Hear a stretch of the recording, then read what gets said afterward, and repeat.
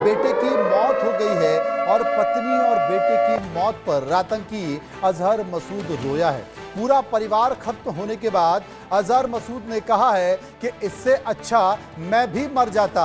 मसूद ने इस बात का जिक्र किया है, रहम की उम्मीद नहीं करनी चाहिए, इस बात का जिक्र भी मसूद ने किया है। मैं आपको बता दूं कि मसूद का भाई रऊफ अजहर जो कि घायल बताया जा रहा है, अब तक ये जिंदा है या मर गया पता नहीं है, इसकी पुष्टि होना बाकी है। लेकिन मसूद का बेटा मारा गया है, उसकी बहन मारी गई है, हुज़ैफा जो कि उसकी पत्नी है वो मारी गई है, उसका बेहद करीबी वकास मारा गया है, हसन मारा गया है। लेकिन सबसे बड़ी बात है कि जिसने कई लोगों को मारा, जिसने कई निहत्ते बेकसूर लोगों को मारा, आज अगर उसके परिवार के लोग मारे जा रहे हैं तो वो रो रहा है और वो कह रहा है कि इससे अच्छा मैं भी मर जाता।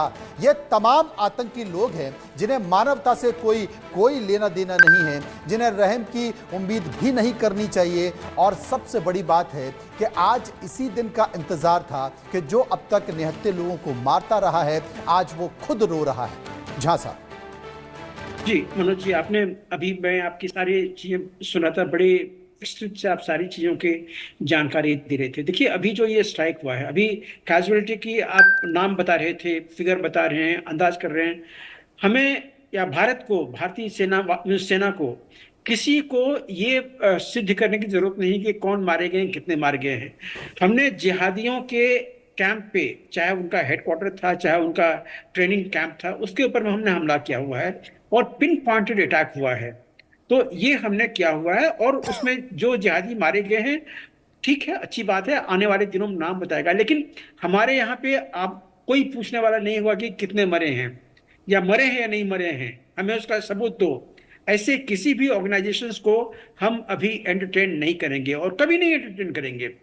बाकी जो उनके बैकर्स हैं, आप इनको ये जो पाकिस्तान में जो इनका नेटवर्क है, ये बहुत बड़ा नेटवर्क है मनोज जी। हमने अभी सिर्फ 4-5 टेररिस्ट कैंप के ऊपर में हमने हमला किया हुआ है।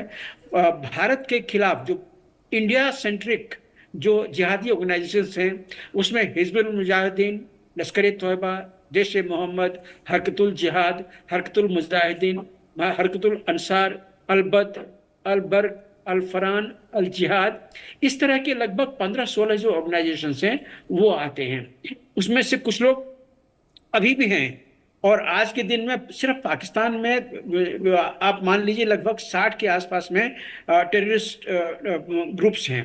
तो इनको आगे क्या किया जाए, आगे ये क्या करेंगे हम नहीं जानते हैं, लेकिन इनका नेचर है कि ये आके आपको काटेंगे। जब तक वहां पे हैं, इनका जो धर्म ग्रंथ है वो इनको बताता है कि आप काफिरों को मारा, वो हमें वो काफिर मानते हैं, वो फिर से वो अपना ये काम करेंगे। लेकिन भारत ने आज ये चीज बिल्कुल सीधा सीधा उनको बता दिया हुआ है कि अगर हमारे ऊपर में अटैक हुआ आगे से, हम तुम्हें नहीं छोड़ेंगे। और हमेशा इसी से हम बात लोग का एक चीज जिक्र झा साहब मैं कर रहा था। मैं अमेरिका की बात और लादेन की बात इसलिए भी कर रहा था कि 9/11 हुआ तो अमेरिका ने लादेन